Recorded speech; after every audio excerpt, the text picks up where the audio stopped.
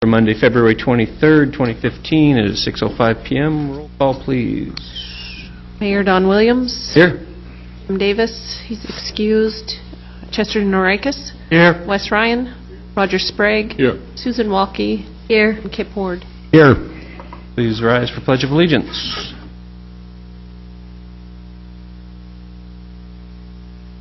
To the flag of the United States of America, and to the republic for which it stands, one nation, under God, indivisible, with liberty and justice for all.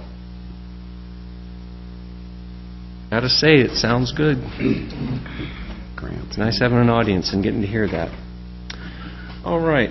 Right now is the time for comments from citizens present on agenda and non-agenda items. This is an opportunity for members of the audience to bring to the council's attention any item not listed on the agenda for public hearing or public comment. Comments are limited to 5 minutes per citizen, and the city recorder will use the light system. Speakers may not yield their time to others, and as a general rule, this is not a time for exchange of questions. At the conclusion of this agenda item, a councilor may discuss or raise questions regarding an item presented by a citizen. The mayor has the authority to reduce the time allowed for comment in accordance with the number of persons present and signed up to speak. I don't have a list. Anyone? Mr. Warner. I see Mr. Warner in the back. Take your time. Take your time.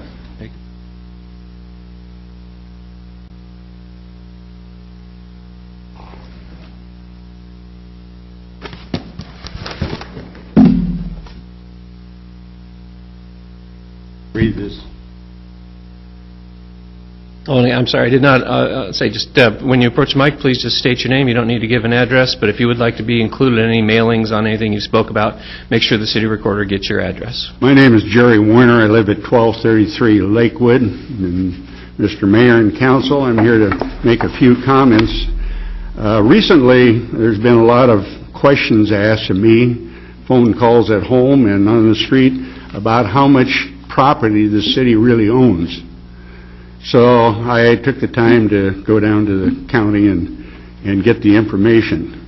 And as you can see there, the city owns 304 properties in this area, and the market value, which is established by the county because the city doesn't pay taxes on any of that property, the market value was $56,485,200. However, they gave me the formula for figuring out an estimate of the assessed value, which turns out to be $50,836,700. That means that basically the city's not paying taxes on any of that property. And I know you can say, well, a lot of that property is tied up with city facilities on it, and that's true. But there's a hell of a lot of those properties that are just sitting there. Probably to give you one of the best examples of that is just go down on 51st Street down there. I've been here 2 or 3 different times, and of course it always fell on deaf ears from the council members because the fact that the city paid $1.2 million for that piece of property, and it's been sitting there going on 13 years. Now, the taxpayers have lost well over $200,000 in taxes that would have been assessed on that property and had to have been paid if it had been in private ownership. However, the previous council didn't think it was want to even bother with it. And so it's been sitting there. So I'm talking to the new council the fact that maybe some of these inventories of some of these properties ought to be looked at.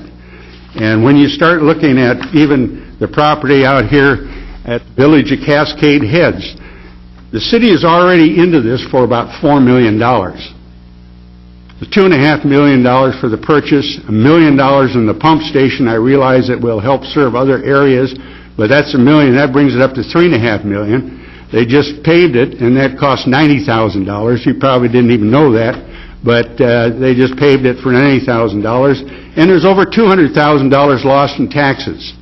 So what I'm saying is, whether it's going to be anything positive for the people of this community, it needs to be really taken a look at. As far as I'm concerned, the property ought to be sold off. First of all, the city has no business being in the property management. We're already in 4 different avenues. We're already into the fact that we're subsidizing a retail business, which is directly associated with the city, and that's costing us over $30,000 a year. It just goes on. We're in the house buying business, so we're in the real estate market by buying houses, and we're also in land development. And if you read Mr. Hawker's message to the citizens in his budget book, basically says that the city's not going to make any profit on this, and it's going to go over 10 years. So there's going to be hundreds of thousands of dollars in lost taxes on this thing. And I guess to summarize the fact is that the city had an opportunity to sell that property and get the $2.5 million back, plus get the knoll, which Mr. Anderson said in the newspaper they were willing to pay $1.2 million for, and they turned the offer down. Plus, he was going to pay for a major part of that pumping station. So it looks like it's a lose-lose deal for the taxpayers in this community. I think it ought to be looked at very hard. The previous council, as far as Mr. Hawker is concerned, they'd agree with anything he put in front of them. So I think that now that we have some thinkers in here, that maybe we ought to take a damn hard look at what's going on in this community. And another one of the things is he was mentioning he wanted to, Mr. Hawker wanted to go ahead and pass a franchise tax on the sewer and water lines in the street. In other words, the city-owned water and sewer lines, that there'd be a 5 to 7% franchise fee that the taxpayers would have to have those pipes in city property. And that's part of his budget message. So whether or not you want to consider that, when you think about the streets, last year he spent $30,000 on streets. $1 million was part of the TRT tax that never was even spent. He spent it on other things. So I'm encouraging this new council to really take a hard look at this budget when it comes up. And I think probably it would behoove this to have workshops prior to the actual budget hearing, because when I sat through the last budget hearing here, the members that were council, Chester, Wes, and Roger, it was just rubber stamped on through, and I don't think they cut a dime out of the thing. And that was, as far as I'm concerned, the most pathetic thing I've ever seen. So anyway, I'm hoping this new council will take hold, and that I'm very happy to see a new city manager here, and maybe with his encouragement, and I understand talking to some of the employees, they think very highly of the man, and I hope that we're going to have a very successful year in years to come. Thank you for your time. If I could ask you a quick question. Yes. Concerning the property on 51st Street, now we've held that for 13 years? That's correct. And is that including the parking lot? Yeah. It's a $1.2 million piece of property. And does that include the land between the parking lot and the area of the I don't know what it's called, the little picnic area there?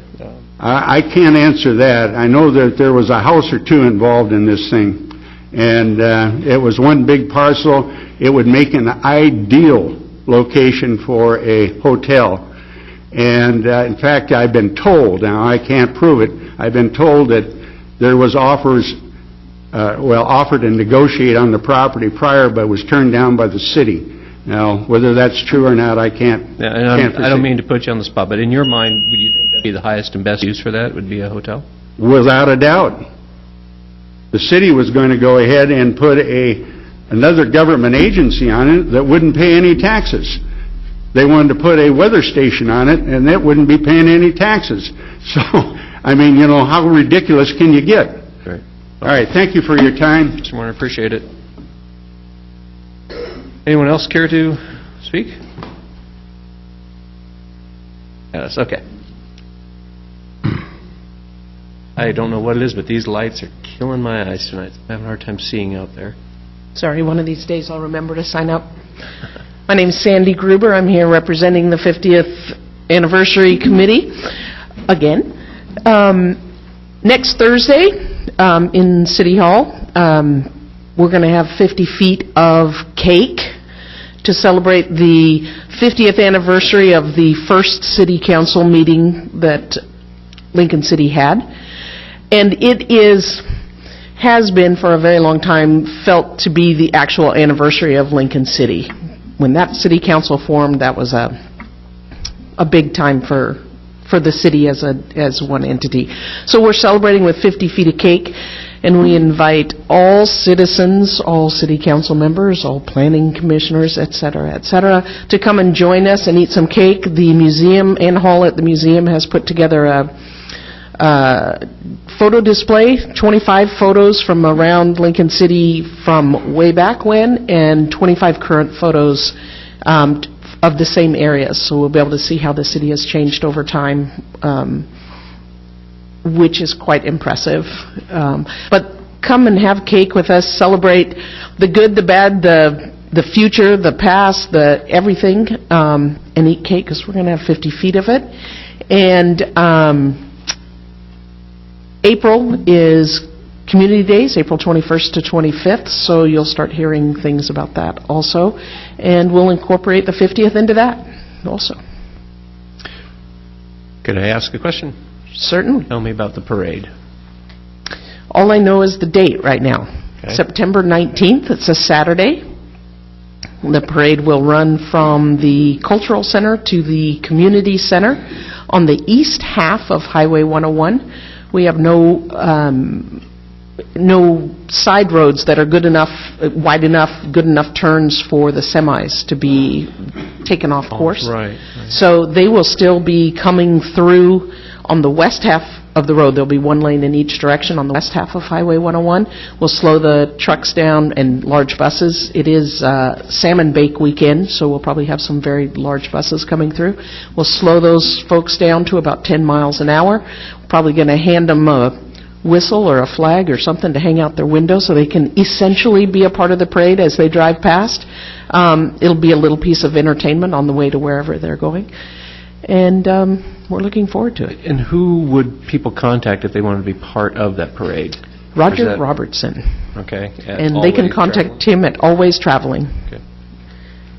And we will be getting information on that out before the end of this week. And that'd be something on the city website? Or the VCB? Or? There will be on the VCB site as we get it put together of exactly what numbers, what emails to use. Great. Good job getting the parade. It was a luck of the draw, I think. Because Okay, we drew you in that. I'm glad we have it. We haven't had a parade in a very long time, and if we do it well, without any incidents, I do believe that ODOT would be quite amenable to approving another one. If we mess it up, which we certainly hope not, it'll probably be a long time before we get another one. Well, I did my first parade in Newport, and they do the Loyalty Days, and that is quite a turnout, and it's really a nice neighborhood event, so kudos. Absolutely, I hope we and do it right. it's a party. You bet. So, yeah, need to have a parade. We do. Thank you. Thank Mr. you. Mayor, Yes. what's the date again on the Saturday, September cake? 19th. No, the cake. Oh, the cake next Tuesday. Next Tuesday. Next Tuesday, March 3rd, At what times? 11 a.m. to 6 p.m. Thank you. Yes. And it went till 6 p.m. because I thought there was a planning commission meeting, but I believe it's been canceled. But we're still going to go till 6 p.m. because that's how we've advertised it. Great. Thank you. Thank you. Anyone else care to speak? Now is your time. All right. Then we move on to consent agenda. The consent calendar consists of items of a repeat or routine nature considered under a single action. A counselor may remove a consent agenda item for separate consideration upon request. First item is the meeting of minutes for February 9, 2015. Do I need to go through all these first and then we'll talk about them? Just list them. Go ahead and list them now for you. Thank you. Okay. Second is the Oregon Liquor Control Commission change of ownership of Pier 101 Restaurant. And that's it.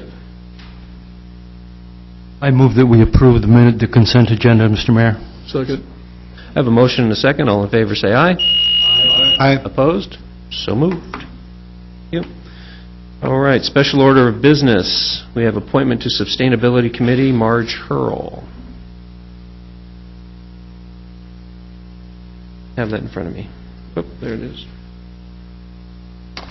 I interviewed Marge, Mm-hmm. and I believe Mr. Davis did as well, and I would certainly recommend her. She's a 23-year resident of the urban growth boundary. She walks, she uses the bus, she's familiar with the shelters, she's familiar with the bus routes, and that's very valuable information for most of us that drive and don't use the bus. So I would highly recommend appointing her to the Community Sustainability Committee. And is that Mr. Davis's recommendation? I guess you'd be speaking for him. I but- cannot speak for him. All right. Thank I you. would second that motion. We have a motion and a second to approve. All in favor, say aye. Aye. Opposed? So moved. Thank you, Ms. Hurl.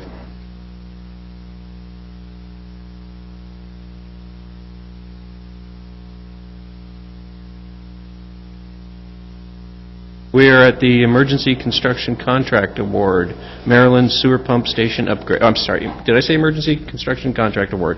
Maryland Sewer Pump Station Upgrade.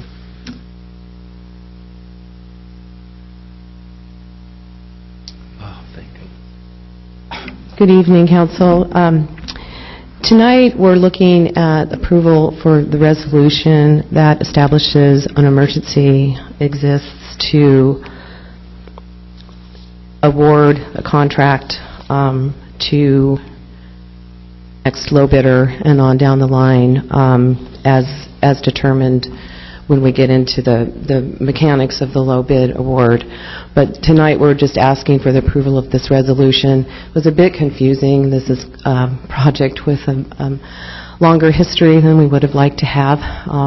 So I prepared a PowerPoint presentation to walk through the items I'd like you to consider before you vote tonight on the resolution.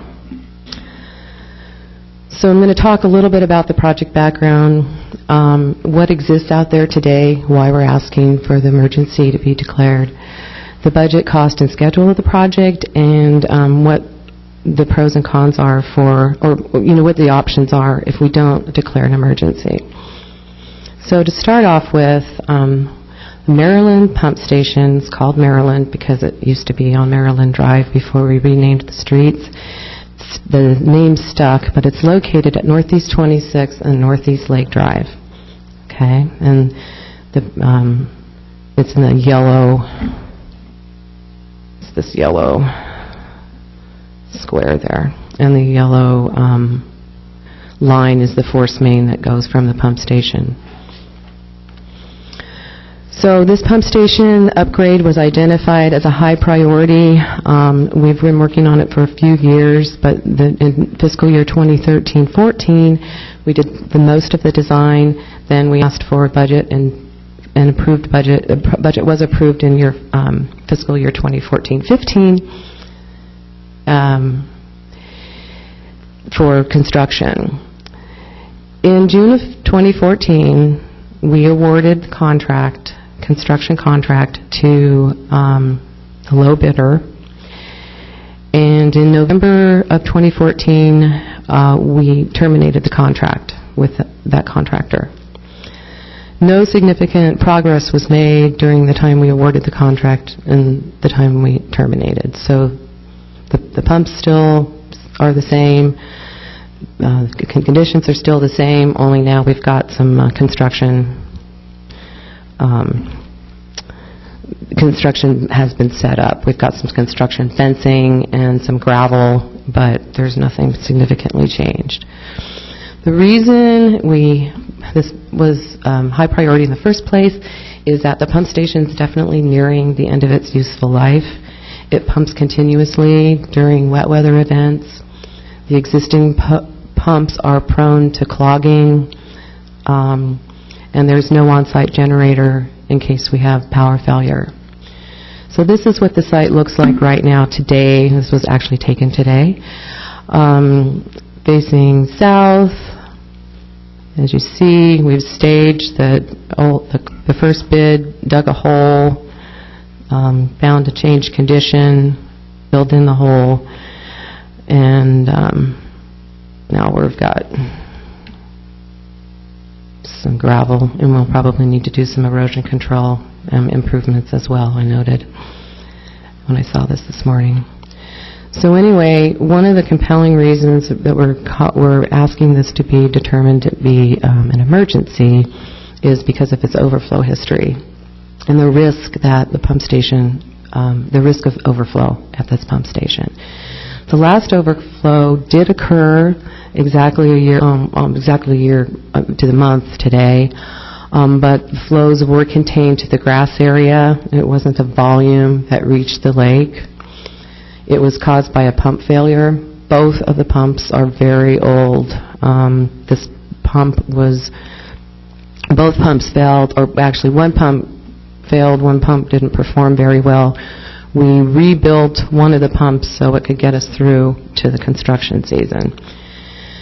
The last overflow prior to the one in February last year was in December 3rd onto 2007 when a major storm took out power and our portable generator failed. That was a 7,000-gallon discharge into Devil's Lake. So one of the other existing conditions that will not exist when we build this new pump station, when we rebuild it, is there's an outflow or overflow pipe that discharges, and I've circled it in red here. You can't really see it visibly too well, but it's there. And when we do have major overflows, it goes right to the lake. So the new features in the pump station is our newer technology, non-clog pumps, submersible pumps. We will have an on-site generator. There will be no overflow pipe to the lake. That pipe will be gone. Not allowed to do that per DEQ anymore. And what would happen if for some reason both pumps failed and or the generator failed during a power outage, the wet well would fill up and the spill would be on the surface, wouldn't be pointed right to the lake. But the likelihood of both pumps failing, both two new pumps failing, is very low. The likelihood of an on-site generator failing is also very low. So we feel that once we get this upgrade in place, we'll have a very reliable pump station to the standards that all of our other upgraded pump stations are. So I put the whole list, most of the resolution here to show that this is Resolution 2015-06, declaring an emergency and exempting the Maryland Pump Station Replacement Project from formal competitive bidding requirements. So pursuant to OARs 137 and our own Municipal Code Chapter 2. Rather than read through the whole resolution, I did want to highlight, and of course if you want ask specific questions later, that's fine, but I wanted to highlight the circumstances that created this emergency is the continued degradation of the pump station, including the necessity for frequent maintenance to keep the facility operational and to avoid improper sewage discharges or spills. The resolution itself, then, sections that we're asking you find that the council finds there's a threat to health and safety due to possible sewage discharge or backup. The council can authorize the city manager to directly award such an emergency contract to a contractor experienced with pump station replacement and directs the manager to utilize the prior formal competitive bidding for this project, which was we first went out to bid. We received 5 bids. Excuse me. And we're asking that we keep those 5 bids in place and go to the second low bidder first, followed by the third low bidder if for some reason we can't negotiate with the second low bidder, and so on, until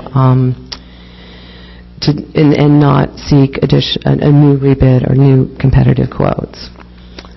The contract, because we have, and so in this case, we contracted the second low bidder to make sure this was even possible.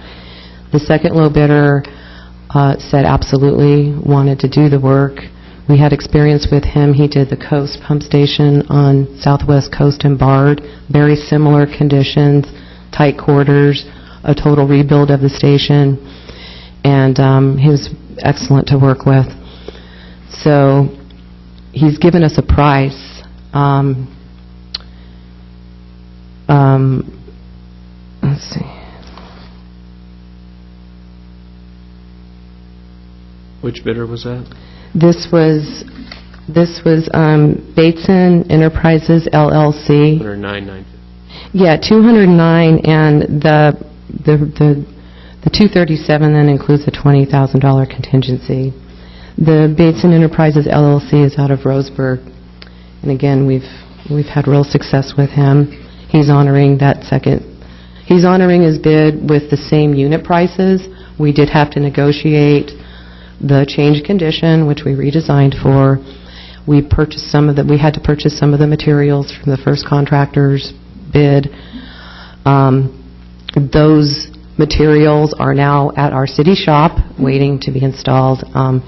That contractor, the Bateson, is aware of those items and included in his bid, he would use those items then. So, excuse me. So I wanted also just to talk about the cost in the budget. This fiscal year, 14-15, the cost to date, what we've spent on construction, what we've spent on construction and some engineering is $76,035.50. That included the first contract award and our settlement, or our settlement with the contractor, the purchase materials, and the cost to bid the project in the first place.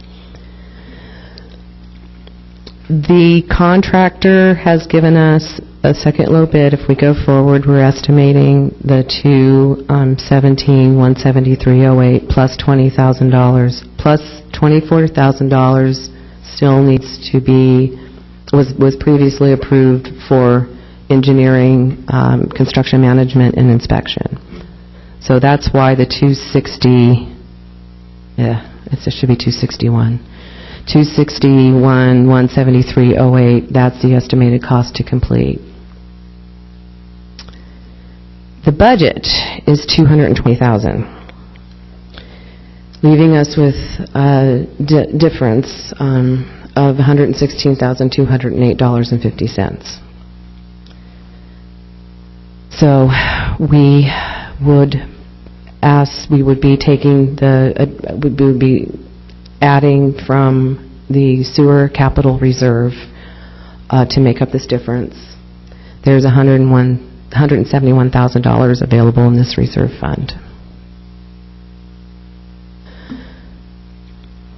So in terms of schedule, if we awarded to the second low bidder or Bateson, construction could begin immediately. That's what he told us. He'd be ready to go. If we rebid, and so we can rebid this project. We cannot take any of these bids that we have. We cannot declare an emergency, and we can go back out for bid. What would have to happen is, and timing-wise, I'll just stay with that. Timing-wise, earliest I think we could get to you back to award a bid would be the April 13th council meeting. That's assuming we have responsive bids. And the construction is really based a lot on the contractor's schedule, but likely we could begin by the end of April. So we're out a couple months if we go this route. So kind of put together the compare and contrast of reasons why we would consider declaring an emergency, or council, would declare an emergency, and the reason why council may consider rebidding the project. So we do have a threat of sewer discharge. Again, the pumps are on their last leg. But, second low bid was a good bid. If you look at the spread from the original bid, the low bid was $208,400. The second low bid from Bateson originally was $209,950. The next low bid was about $66,000 higher than that. So the second bid was a good bid. The second low bid was a good bid. You would consider that the risk of overflow during this period, which we're still in winter, spring, even though we haven't had this typical weather we've had. It's going to rain. The reasons that council may consider rebidding the project, if you find the risk of overflow acceptable, we can take our time to at least who got to rebid and not declare an emergency. So the recommendation from staff is to, and really what's before you again, is the council communication kind of gives a lot of background, but we're asking to approve the resolution 2015-06, which was in your council packet. Your Honor, Yes. I just wanted to make a small clarification. Thank you. Okay. This is not an emergency suspension of public contracting and purchasing pursuant to Chapter 401 of the Oregon statutes or your emergency operation ordinance. Okay, so and I'm going to highlight the difference. This is taking advantage of an administrative rule which you implemented in Chapter 205 in your code for an emergency under public contracting rules. So the difference is this. The emergency is not a suffering or an imminent danger of suffering from a tornado, storm, high water, wind-driven water, earthquake, tsunami, volcanic eruption, landslide, fire, explosion, infestation, toxic substance. This is from the resolution about your emergency operation powers and authority under the ORS. This is very different. This is, let me read the section. I knew I'd do that.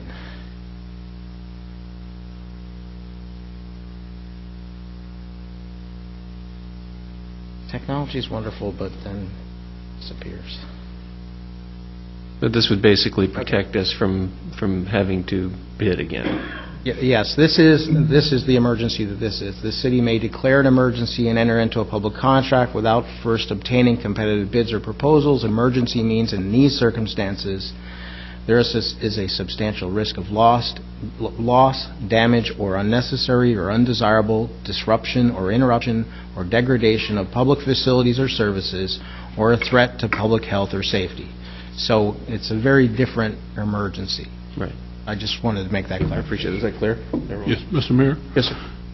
In the 36 years that I've lived here, I can think of at least 2 other overflows from that pump station, one of which flooded the house next door. Yes, And I think there may be more than that, and I feel like we really need to go ahead with this. there were more. Historically, I didn't list them all. I just went back to the latest one, but that's correct. There have been a history of overflows at the station. Yes, sir. A couple of questions. Was it just my, sorry, is that pump built on a slope down to the lake? Yes, that's one optical illusion in this. Is the pump is built, let's see, let me go back here. So the pump station right here, existing, is right here. This is actually the pump station, what you see barely sticking out of the ground, that white can, if you will. So it's about close to the road, about the same elevation as the road, but then the site slopes off to the lake, down to the lake. So yeah, it's on a slope, and that's part of the problem with this change condition is there was some misunderstanding about what was gravity and what was pressure because of the illusion of the site. So does that answer your question? Well, I guess my question would be, is it is it standard practice to put those on a slope where if they have a failure, it runs into a lake? It was. It was. Yeah, and when this was constructed, that was standard practice, yes. So how many pumps do we have that are built on the slope into the lake? The only other, well, we have two. We have Niatsu, that's not on a slope, but if it overflows, it goes into Devil's Lake. The other pump station is Holmes Road, at Holmes Road Park. It's a similar situation. Are we trying to Setup. remedy that by use of dry wells? Is that what we're doing? Well, what we're doing is we're putting in, no, we are adding some capacity to our wells, but we're putting in submersible pumps that are not prone to clogging. Things pass through them very easily, and we are putting more reliable pumps and the generator so that we don't have to use overflow pipes, that there won't be an overflow. That's the goal, is not where will it go, it's just it won't overflow. Okay, and I don't mean to monopolize here. The contractor, we had someone, and now we don't. Was there a reason that we don't? I mean, is that common? No. In my career, I have never terminated a contract. It was a very unusual situation that we couldn't continue on this project with this contractor. Okay. We came back, we actually, let's see, when was that? When we terminated, we came to the council in November and gave a report, and now I think there's some still negotiations of trying to finalize our ties contractually with this contractor. We're nearly there. Okay, and last question, does the city own the property that pumps on, or is it just an easement? No, the city does own this property. Yeah, let me go back. Because I was just noticing the grass going all the way down to the lake, and I know there's a lot better erosion and nutrient control methods than just grass going down to the lake. Yes, this is a good site that is a candidate for the Save Our Shores program, and we... Is there a way to enlarge that at all, Stephanie? Oh, It's with bad eyes. I know. No, that's okay. Don't mess it up for me. I'll look at it later. Yeah. I mean, it's a small site. It's between, I don't remember how wide it is. It's not very wide. But it is owned by the city. It's actually not a lot. It's contiguous with the right-of-way. So it's basically a right-of-way, and, the streets, there's no property line right here, so it's just basically a big open right-of-way that terminates at the lake. But yeah, to get back, we had an erosion project to do some shoreline improvements that didn't stay, so we need to go back and look at our shoreline there. Yeah. Thank you. Stephanie, another safeguard that we have in these new pump stations is telemetry, is it not? Yeah, very good. Thank you for bringing that up. Anytime we get... That telemetry warns the wastewater treatment plant when one of the pumps fails? It warns, yes, it has several warnings, but if any of the pumps fail, or if the well gets too high, the sewage gets too high in the well, and it's not being pumped out, we will get an emergency alarm to the person on duty. So that's a very good measure for avoiding spillage into the lake, Councilor Ward.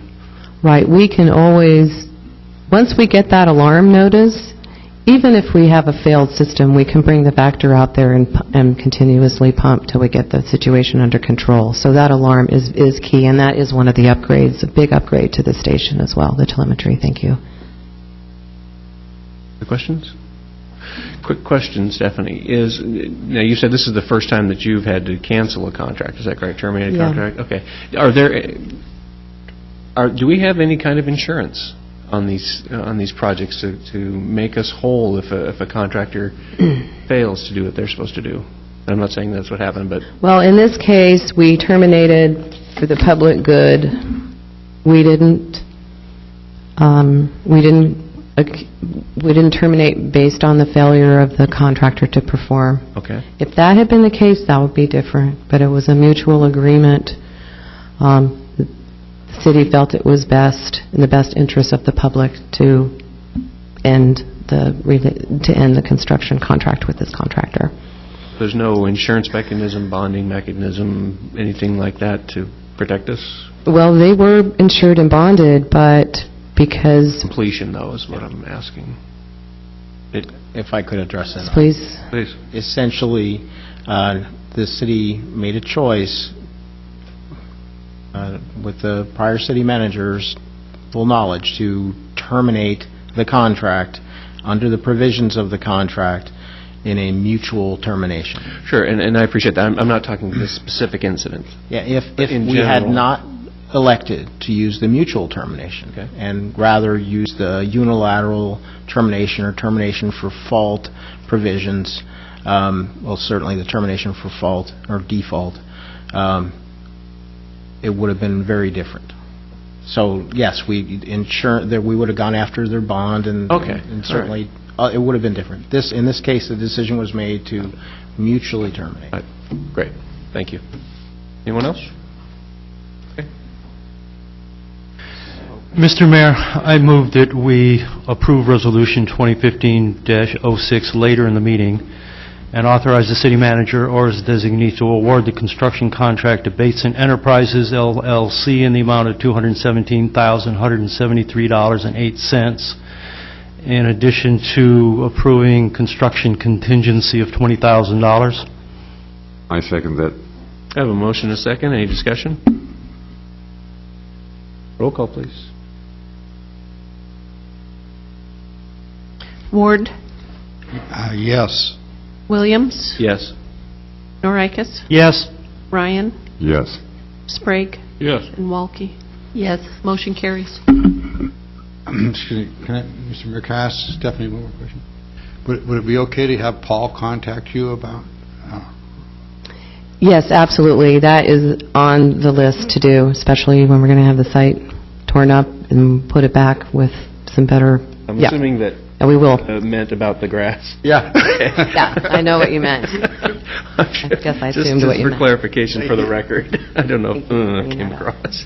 I understood. Good to go. All right. Back to... We are at... Good grief, my eyes are killing me. Emergency preparedness. Mr. Moss.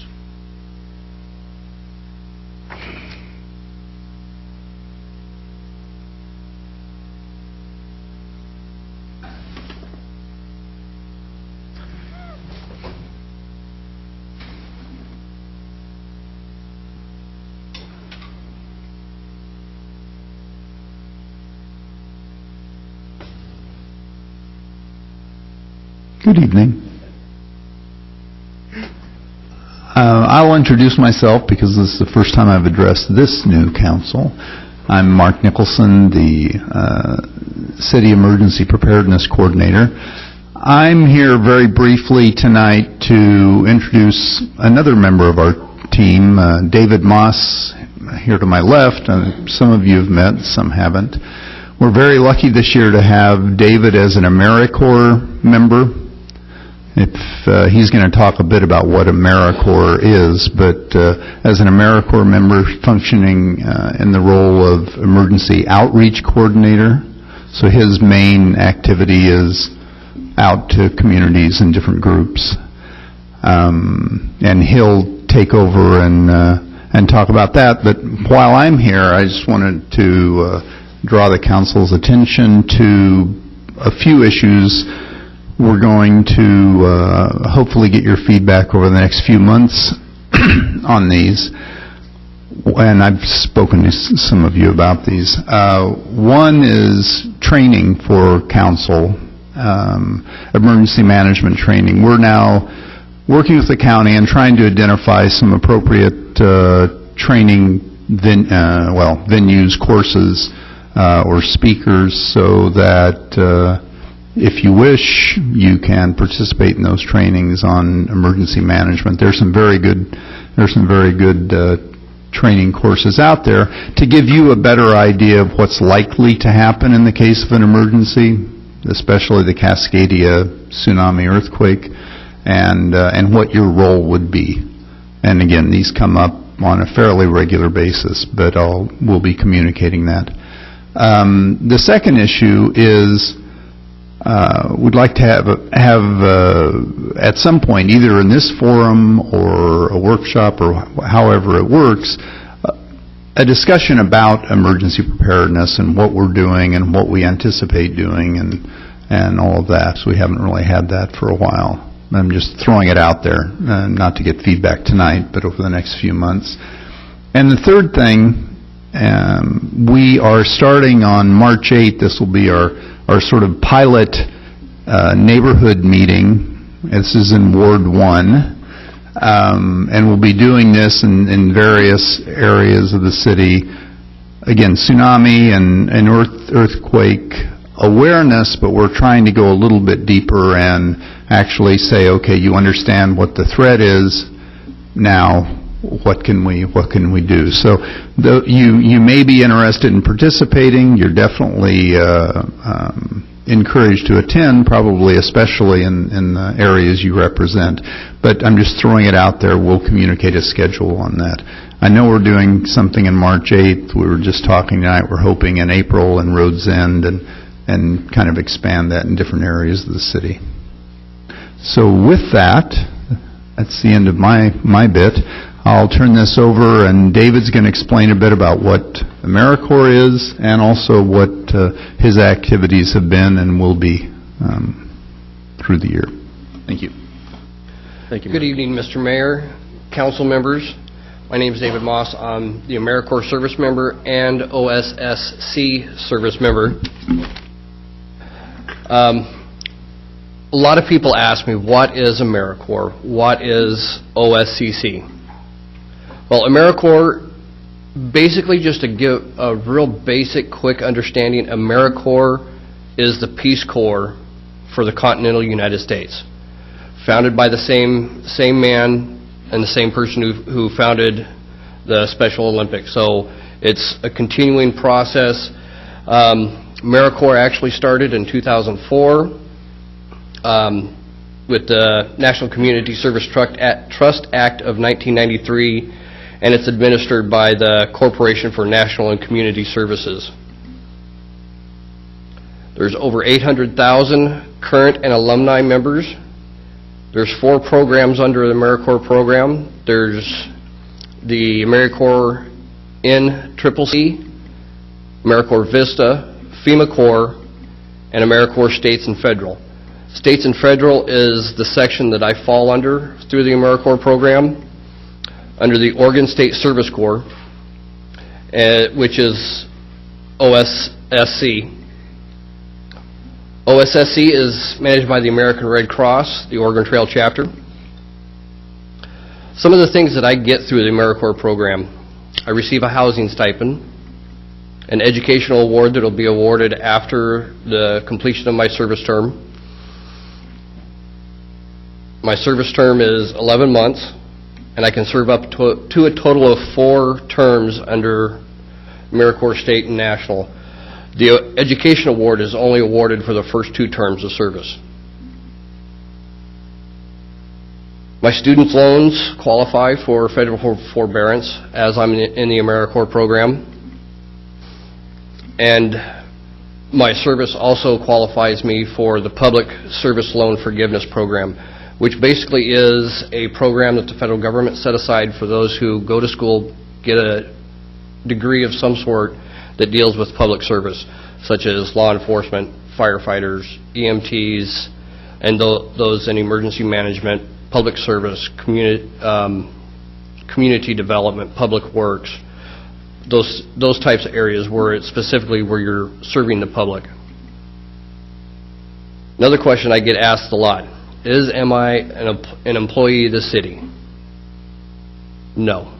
I am not an employee of the city, though I am a member of the emergency management team here.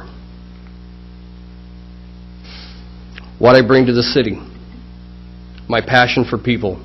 I wouldn't have got into the emergency management field if it wasn't for my passion of wanting to help people be ready for the worst case scenarios. I like to educate people as to what they can do to better prepare themselves, their friends, their neighbors, and to assist the city in any areas that its residents need to recover from a disaster faster. The outreach activities that I perform is I'm currently doing a beach outreach where several times during the week at any specific given time I go out and I walk a section of the beach, usually between 2 or 3 separate beach access points, talk to the visitors and residents who are on the beach at the time, just give them an awareness as to what hazards they actually face on the beach, such as sneaker waves, and what to do in case that there is an earthquake while they're on the beach. I've also talked to some business owners on things that they can do to better prepare themselves and their employees. Also working with volunteer groups. The biggest 2 groups that I am working with volunteer base wise is the North Lincoln County CERT program and the Teen CERT program with the Lincoln County School District. Social media. Started a social media account called on Facebook. It's Lincoln City Emergency Preparedness and Outreach. I started that in November, and I'm utilizing that to pump preparedness information out to the residents and anybody in the United States and Canada that checks the page out. The page started in November. It has 206 likes with a reach of just over 3,500 people nationwide, and that's continuously growing. The one activity, preparedness activity, that I'm utilizing the Facebook page for is called 50 Weeks of Preparedness in celebration of the city's 50th anniversary. Each week I go into some fairly decent detail as how to prepare for specific topics. This week is on tornadoes. Last week was on thunderstorms and lightning. The week before was on windstorms, done flooding, and it is going to progress as the year goes on. A little bit about myself. Currently pursuing my bachelor's degree in Homeland Security with an emphasis in emergency management. I have my associate's degree in applied science in emergency management. I served in the United States Army from March 1999 through May of 2002, and prior to that I served in the Oregon Army National Guard from January 91 through March of 1999. I am married. I have 2 children, a daughter who is 20. She's off doing her thing, and a 19-year-old son who suffers from spastic quadriplegia and cerebral palsy. So when it comes to vulnerable populations, I have firsthand experience as to preparedness activities for them. Some additional education I have. These are just some of the independent study courses and additional courses that I've done. There's a lot of IS courses that I've done through FEMA's independent study course. MGT, which is management courses through Texas A&M. They actually come and do workshops and that there where a certificate is issued. Through the Emergency Management Institute, I've gone through a course on Emergency Operations Centers setup, and my most recent one is the National Disaster Preparedness Training Center on how to properly use social media for natural disaster response and recovery. Some of the things that you as elected and senior officials can do. Be prepared for a disaster. Develop an understanding of what emergency management is, the hazards that we face here, and the things that you can do to better prepare yourself, your friends, your family, and the citizens that you serve. There are some independent study courses that are very good that I think would benefit you guys. They are independent study courses 100B and 700A. The 100B is an introduction into the incident command system. 700A is an introduction into the National Incident Management System. IS 908 is emergency management for senior and elected officials. It basically gives you a brief understanding as to what your guys' role will be during a disaster. Not that it's a guarantee that that's exactly how it will work or anything like that there. It's just what FEMA deems as what your responsibility during that time. MGT 312 is similar, but that's through Texas A&M, where they actually come out and do the workshop with you guys. It's a much better course, I feel, than the independent study courses. Do you have any questions?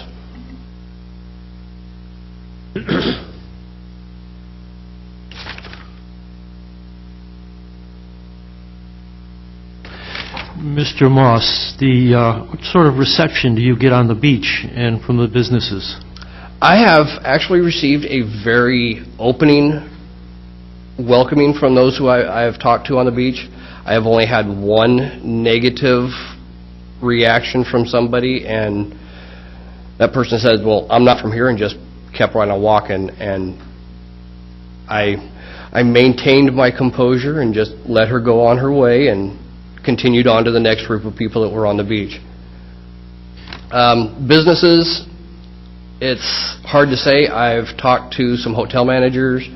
They've basically said, yeah, and that's where it's pretty much been, where they say, yeah, we know what we got to do. We know what our employees know what they have to do. So I haven't really got real in deep depths with the business owners as to additional steps that they could do to better protect themselves, their employees, and customers.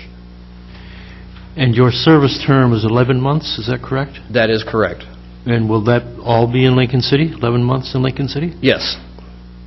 And how long have you been here? I started in September. My term ends in the end of July. And do you have an office? Will you use Mr. Nicholson's office? That is correct. I utilize Mr. Nicholson's office. He graciously stepped out of sight so I could utilize that office. 5 days a week, 3 days a week? Yeah, 5 days a week in the office, majority of the day. Days like today, I would have actually loved to got out on the beach, but had paperwork to do, so I was in the office pretty much all day, and doing outreach activities either with the CERT teams, doing beach outreach activities, or the BSA, Boy Scouts of America, on the weekends. Thank you. Mr. Mayor. Yes, sir. You say that the term is 11 months, and you can renew 2 or 3 times after that? That is correct. Why is there a limit on the number of terms you can have? Historically, about 80% of service members become full-time at their first service site. The other 20% do a second, third, and possibly a fourth term at their site before they move on, or the member does not wish to stay there and go someplace else. So if you still wanted to continue after your 4 terms, you were not able to do so, is that right? That is correct. It doesn't seem right to me, but I guess that's that's part of the program. My question is, you said some of them become full-time. Does that mean they're hired by the cities? Yes, about 80% of the service members after their first term of service are hired by their first service site and become a full-time employee of that agency. And is that a creation of a new agency within, do you know, or is it augmenting what's already there? Like with my position as the emergency outreach coordinator, the position was made so that I could come in and as a AmeriCorps service member. So it would basically be maintaining the position, but instead of it being an AmeriCorps position, it becoming a full-time city employee position. No other questions. I'm going to do a little soapboxing here. I had a chance to attend a meeting with the emergency preparedness group there at Glen Eden Hall, and for everyone up here and everyone in the audience, you want to attend these events. It was eye-opening. It was a little scary to see what happened in West Texas just 2 years ago. Yes. Yeah, with the explosion of that fertilizer plant. And a brief synopsis is fire breaks out at the plant. Volunteer fire, which was the mayor and some councilmen et al., show up, and the plant explodes. Wipes them out. Then the next group shows up and says, okay, well, we're going to help. And then all of a sudden, they're seeing that freight cars are bulging full of fertilizer, and, okay, maybe we need to fall back. And then just the description of what happened in that event and everything that followed was just so, I hate to use this word because people lost their lives, but it was fascinating to learn from that tragedy and how it can apply here. Now, luckily, I had a chance to talk to Chief Baker and some others about, okay, are we in the same boat? Well, no, we're not.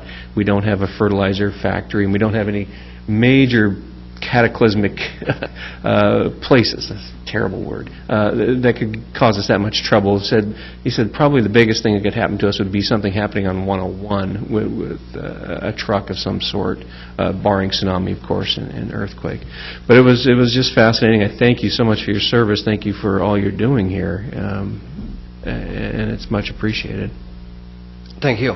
Thank you. All right.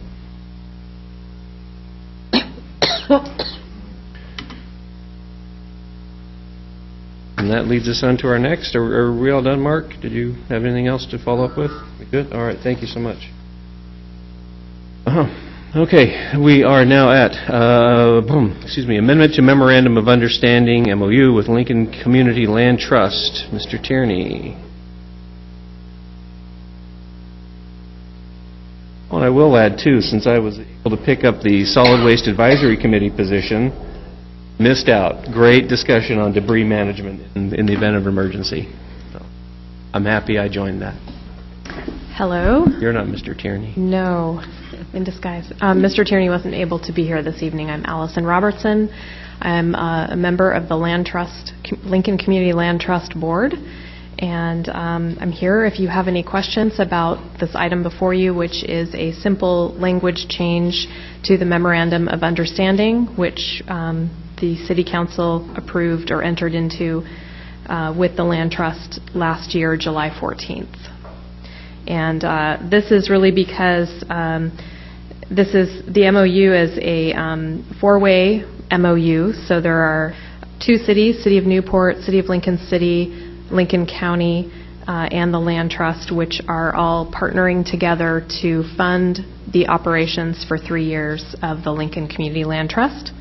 And just to back up a little bit, the Lincoln Community Land Trust, or LCLT, is a nonprofit that provides permanently affordable housing in the form of ownership opportunities for individuals and families who are working in Lincoln County. And the median family income range for those people who have the opportunity to buy these homes is from 60% to 120% of area median income. So it's a membership organization. It was established in 2009.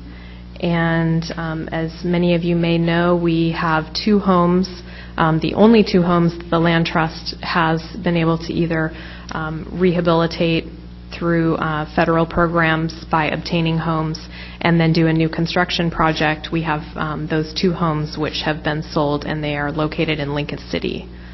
So although this is a county effort, the first two homes are in Lincoln City, and the Land Trust is looking to get 10 homes built available for sale either through rehabilitation or new construction within 3 years of this Memorandum of Understanding. So, are there any questions in particular? Mr. Mayor?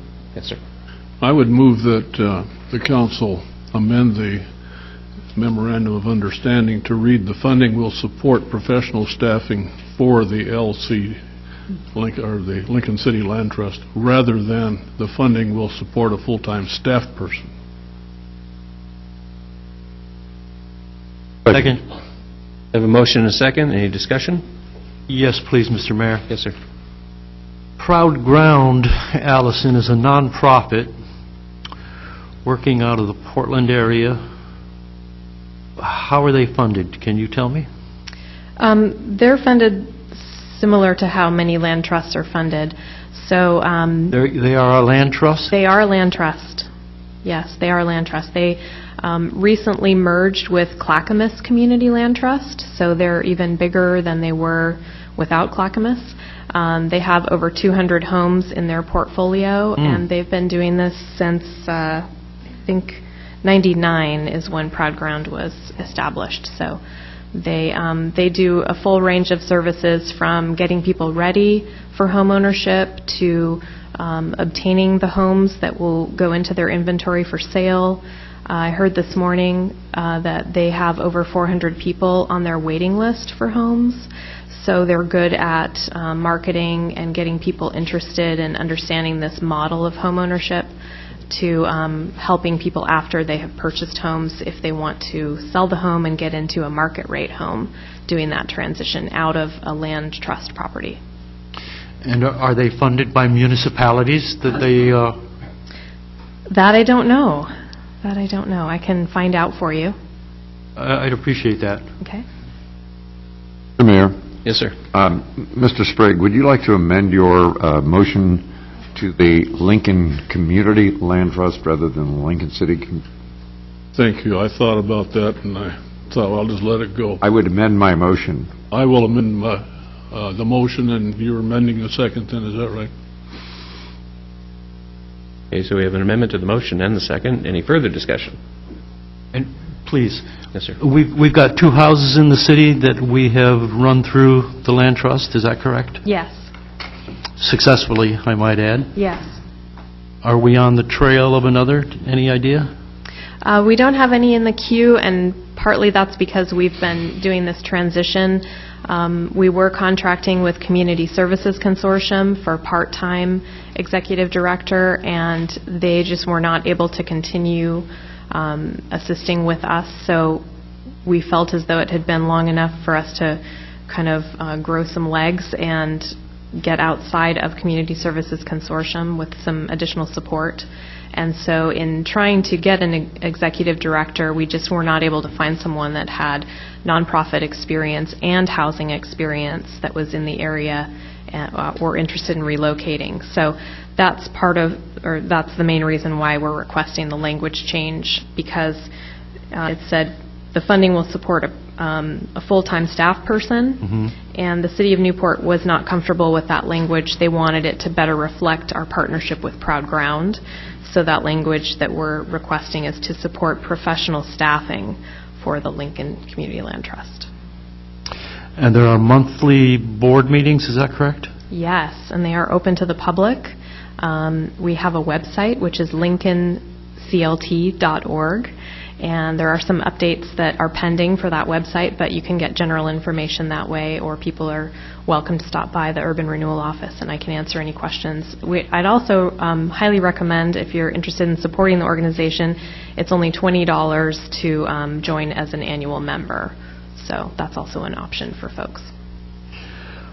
I would really encourage people to support this. This is a unique opportunity for people with limited income who are looking for a house but cannot afford a house plus the land that the house is on. This program allows the individual to buy the house while the land stays in the land trust. Is that correct? That's correct. And the beauty of a community land trust is that when the homeowner decides they would like to sell the property, then the land trust assists them in finding another income qualified buyer. So the home, sale upon sale upon sale, will stay affordable in perpetuity. Thank you for your work on this project. And on that, does then the assessed value of the land is deducted from Taxes? For the At this point, there is no reduction in taxes. The homeowner is fully responsible for the taxes of the land and the home. So they're Even though they don't own participating- it? Right. So they're participating fully in paying taxes. Okay, any further discussion? Okay, we have, we just do a roll call, we don't need a roll call on this, do we? Voice vote? All in favor, say aye. Aye. Opposed? And just for the record, I'm going to abstain because I wasn't here for the last round, so motion passes. Thank you. All right. We are at the city manager report, city attorney discussion. City Attorney Luba Appeal, Oregonians in Action Legal Center, and John Chandler versus Lincoln City. I'm sorry? Oh, yeah. No relation to the city manager. Okay. This is on the agenda because I received an email from the Oregonians in Action attorney requesting if we would consider suspending the appeal to await the outcome of the referendum election. She made the request. Essentially, we'd be requesting the Land Use Board of Appeals to suspend the processing of the appeal. There is no administrative rule that concerns this. And essentially, and because of that, primarily, I wouldn't recommend it. You have two other options, one of which I do not need direction.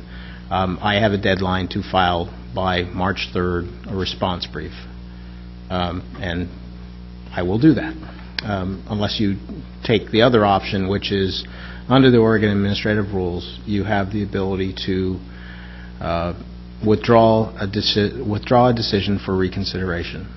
You take it back, and then you can reconsider it, have hearings, change it, and then or do whatever you want with it. You have 90 days to do that unless we ask for more time. I'm sorry, 90 days from? Withdrawal, unless you ask for more time. So those are your options. Again, if I don't actually need direction to file a brief, I'll be doing that unless you direct me to do otherwise. And it's your decision. My recommendation is we'll just file the brief, but again, I've briefed you all on this, so it's your decision. First. Mr. Mayor, Yes, sir. with Appicello, I asked him specifically about the options. One of the things that, if I understood, and so if I'm incorrect, don't hesitate to jump in here. The suspension would only, because we'll be voting on only 2 of the 3 items that are in the LUBA, so there would still be one out there, and that's why, rather than suspending or drawing back, I would say that we should just go ahead and proceed and allow him to write the brief and just go, because 2 of the 3 issues, one of the 3 issues would still not be addressed by the referendum, so it makes sense to just continue on, in my book. But I'd pass that on. Thank you. Councilors? Councilor Ryan speaks my mind. All right. Like to continue the LUBA, not have it continued, but to File the response brief. Brief filed, yes. Are we kind of on that? Then do we just need to go ahead and do a motion to tell you what to do? Is that where we're at in this? I didn't need a motion to file the brief. So we just need a consensus just to let it roll? Is that pretty much, I'm seeing 1, 2, 3, 4. Carry on. Okay. I did have one other item. Please. It's under city attorney, but not on the agenda. Earlier, the city engineer mentioned that we had a contract termination At the prior meeting, I asked for permission to settle. I neglected to, I made an offer and neglected to tell the contractor there was a deadline on the offer. So I'd like your permission to simply tell him, accept the offer within the next 10 days or it's withdrawn. You made the offer to who? The contractor that had been terminated. Okay. So we had, basically, you authorized me, I don't know if it was the last meeting or the meeting before, to settle the dispute, and I made the offer. I neglected to ask you for, he hasn't said yes, and I want to tell him, you have a deadline on this, 10 more days, that's it. All right, so you need just a consensus to tell you that? I think if it's unanimous consent, I would go with that. Are we good on that, everyone? Yes. Yes. Go ahead. Okay. Thank you. Thank you. It doesn't change it, it's no money issue changing, it's just... So I want to give him a deadline. All right, thank you. Anything else, sir? On that, because this is your city attorney report time, too. Oh, no, I guess it's not other city manager, city attorney reports. I apologize. I just have one item. We had talked about continuing the practice of having a meeting that I would host during the week where one or more of you could attend, just as long as we don't end up with a quorum, so it would be an unadvertised council meeting. And I had mentioned I was going to propose just some times and have you choose whatever you want to prefer. I'm finding that the best time is after 3 o'clock. That's the time it seems to be where it's available to everybody. Prior to that, we run into work problems and so forth. So what I'm suggesting is either on Tuesday, Wednesday, or Thursday at 3:30. Any one of those 3 dates is fine. I'll just schedule it each week. From a practical standpoint, Tuesday is actually the best because it follows the time you're going to be getting weekly reports from us. The council meeting will have held. Any questions that you may have, I meet with the department heads on Wednesday morning, so it creates a convenience factor in trying to answer any questions you may have that I don't immediately have an answer on. But any one of the 3 days is fine. And you're looking at maybe an hour? Yeah. Okay. Tuesdays are great for me. That's a perfect time. On that thought, I would think it would be wise if the council members notified you ahead of time so that when you reach the magic limit, you can let everybody else know that this meeting is full. That would be great. Yeah, because otherwise, we run the risk of just people showing up, and they might... I just think it's good practice to get in the habit of letting Mr. Chandler know ahead of time so he can let us know that there is no more room in the inn this week. And then perhaps we could have secondary meetings, or for those of us who get Sure. Any type of follow-up that is Okay. needed, I'm great with that. So. Sure, appreciate that. I really do. And so Tuesdays after 3? That works? 3:30. Tuesdays at 3:30. Anytime. No, I'm good. 3:30? Yeah, just Tuesday afternoon's great. Is that tomorrow? Starting tomorrow. Well, I'm out. Yeah. Let me double check. Nope, I am out tomorrow. So am I. Well, I'll be there. Thank you. I'll be there in spirit. Okay. Anything else, sir? Mr. Chandler, anything else you got for us? Okay. All right, then we are at resolutions. Resolution 2015-06, a resolution declaring an emergency and exempting the Maryland Pump Station replacement project from formal competitive bidding requirements pursuant to OAR 137. We already passed that. No. Well, I'm we just didn't. reading what's here, guys. Didn't we? No. No, because we have to, Yeah. I was sure that that... I'll explain. Okay. Sorry. Sorry. I thought we had already passed it. I thought we did too. No. no. I thought you made a motion. Later in the meeting, so. He did. Okay, just so we're back on track Okay. here. Mayor saying things, here we go. Okay, we're going to start over. Resolution 2015-06, A resolution declaring an emergency and exempting the Maryland Pump Station Replacement Project from formal competitive bidding requirements pursuant to OAR 137-049-0150 and LCMC 20508A. Your Honor, Yes, sir. this resolution, while there was an earlier motion, the motion did refer to it later in the meeting. We'll be approving it.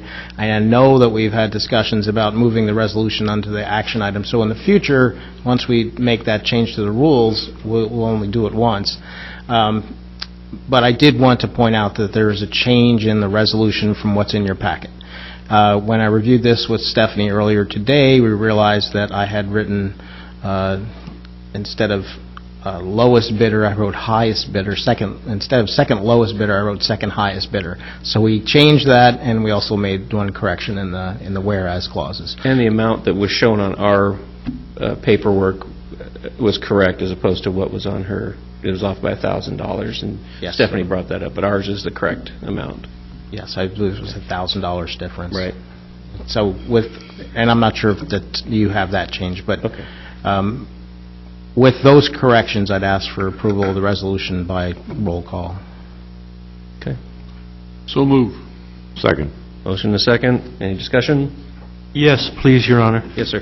Mr. Apicello, on page 3, line 27, it says that payment bonds may be waived by the manager. Yes. Why would we allow that? We're not recommending it. We're Uh-huh. just leaving the flexibility in, and it's one of the things that's specifically authorized by the Oregon Administrative Rule for this type of contract.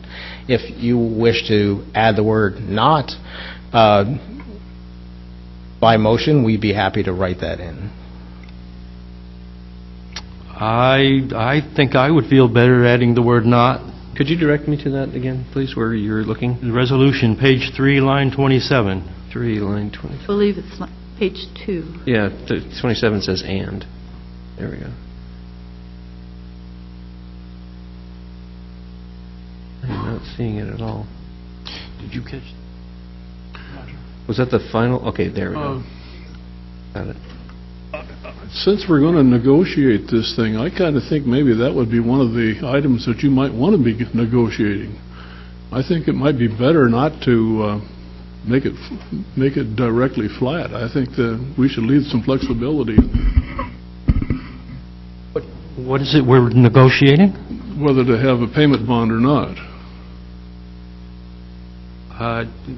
It doesn't refer to negotiation. It says that performance and payment bonds may be waived by the manager. It doesn't talk about negotiation at all. But see, that would be part of the negotiation when we're dealing with this contract. So, I don't believe we're negotiating the contract. We're going to be paying him $237,000. you mean for future reference? And I do not believe that, Your Honor, Yes, sir. I do not believe that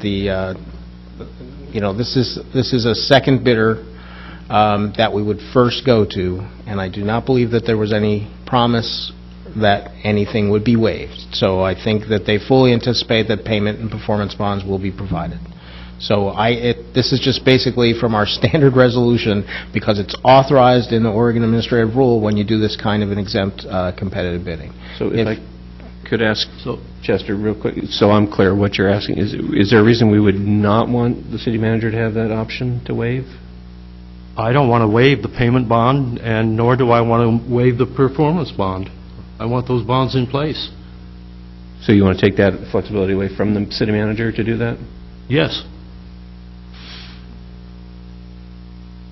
Simply to guarantee the payment? We would Or the bond, rather? he would still be responsible for performance bonds and payment bonds if we were to add the word "not." Mr. Chandler, yes. In my career, I have never waived a performance bond or a payment bond, so I can't foresee the circumstance where I would do that, because that is the city's protection if the contractor should default. So to me, it doesn't matter one way or the other. I just have never done that in my career, where I've waived those kind of bonds. So procedurally, then, what do we need to do if just a consensus that everyone's good on that, and then a motion? I'll move that we add the word performance and payment bonds may not be waived by the manager. And did we have a motion and a second on the floor, Your Honor? We did. Yes.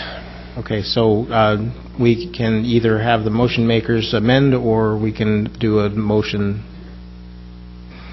a new motion. So whoever made the first motion need to amend it. Are the makers willing to amend? I am. Okay, so, and the second? I don't know. Was that you? Yeah, fine. I think it's ridiculous, but fine. I don't think it really makes any difference, frankly. But you're willing? Then it's a yes. I'm willing, We have a if motion and a that's second. what everybody wants to do, fine. I just think it's, we're messing with stuff that we don't need to be messing with. We have a motion and a second then to accept the resolution with the change of line 27 to say may not be waived by the manager, correct? Any further discussion? And roll call, please.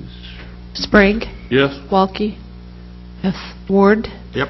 Williams. Yes. Norikis. Yes. And Ryan. Yeah. Motion carries. Wow. All right. Additional comments from citizens present on non-agenda items. Now is a great time to come up and say something. All right. Announcements or comments by City Council? Mr. Mayor? Yes, sir. I need to ask to be excused from 3 meetings, April 13th, 20th, and May 25th, for personal reasons. All right. And I have one more announcement. On the 26th of February, I think that's this coming Thursday. The Lincoln City Kiwanis Club is hosting the law enforcement groups from the county and the city and the state as part of their program to support law enforcement. If the public would like to attend that meeting, they need to call as soon as possible the president of the council, which is not council, excuse me, the president of the club, which is Dick Wasson, who lives up on the Slits River. But we need to let Mist Restaurant know as soon as possible how many will be attending. The Kiwanis Club is hosting this for the law enforcement group. Yeah, it says you should plan to arrive by 11:45, have lunch on us. The meeting starts at noon and ends about 1. And can I give Jay Heck's number out here? Jay Heck's number is fine. 541-994-6035. Thank you. Sounds like a great cause. Lunch is $10 a pop. Well, maybe it was just for me that it was free then. Unfortunately, I cannot attend. Were you finished? Yeah. Okay, because I have... Let me have your free lunch. Well, unfortunately, I would love to be there, but I have a previous engagement. I get to attend the City's Day at the Capitol. Have a meeting scheduled with Senator Roblin and Representative Gomberg. So if any of you have anything that you would like me to speak to them about, you can get a hold of me later, or even now is fine. I was very fortunate to have a few minutes with Representative Schrader and Senator Merkley before their town hall event in Newport. The only thing that I really brought forward, because we each had about 30 seconds to speak to them, was the discussion about dredging of ports. The Newport representatives were all very thankful, and the Depot Bay representatives were very thankful for dredging. I said, well, what about Lincoln City? And they kind of got this look on their face like, oh, it's not going to happen. But then they threw me this little bone saying, well, if you can prove that it was a navigable waterway. Well, I think we have that option on the Select somewhere. Whether anyone wants that or not, I just would like the option to... It used to be. Mr. Mayor? Yes, sir. Yeah, there's pictures of very large boats navigating the Slits Bay. Very large boats navigating the Slits Bay. Absolutely, and for me, I think it's something worth pursuing, so I made that clear to them. I'd probably be that thorn in their side. And I'm taking time, but anyone have anything else? Because I've got a few other things. Please, Chester. Yeah, Mr. Mayor, I'd like to quote from the weekly report from our new city manager, February 20th, for the benefit of the public, give you some idea of the progress we're making on some of our capital projects. The Schooner Creek 24-inch water main relocation project, which is funded by FEMA, construction is 99% complete on that, and we came in under our bid plus contingency amount, which I'm happy to see. Secondly, the West Devils Lake Road sewer pump station upgrade, the construction on that is 99% complete. We also came in under the bid and contingency on that project as well.